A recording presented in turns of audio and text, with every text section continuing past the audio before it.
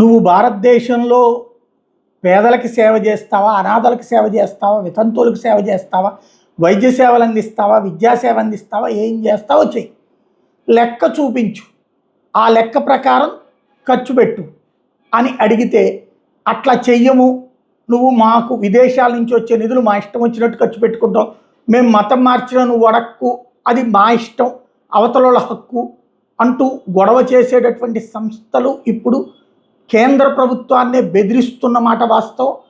గిరిజనుల దగ్గర నుంచి, దళితుల దగ్గర నుంచి, ముస్లిముల దగ్గర నుంచి, వామపక్ష భావజాలికుల నుంచి అందరితో కలిపి దేశంలో అల్లకల్లోలం సృష్టిస్తామని హెచ్చరికలు చేస్తున్న వేళ కేఏ పాల్ గొంతు కలిపారు.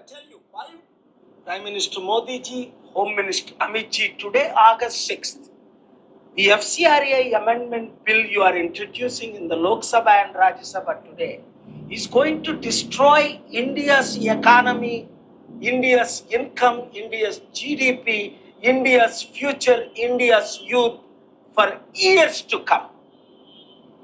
What the foreigners, leaders are worried.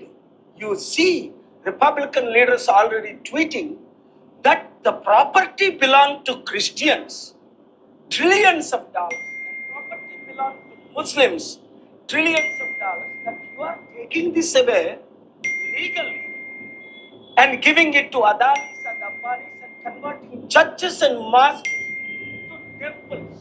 A serious accusation. ఎలాంటి నాటకాలు ఆడుతున్నారు చూడండి. మసీదులు చర్చిలు తీసేసుకుని గుళ్ళు కట్టేస్తారంట అంబానీలకి అదానీలకి ఇచ్చి. కేఏ పాల్ చెప్తున్నటువంటిది ఇది. ఇట్లాంటి మోసపూరితమైనటువంటి ప్రకటనలతోనే రెచ్చగొట్టబోతున్నామని చెప్తున్నారన్నమాట.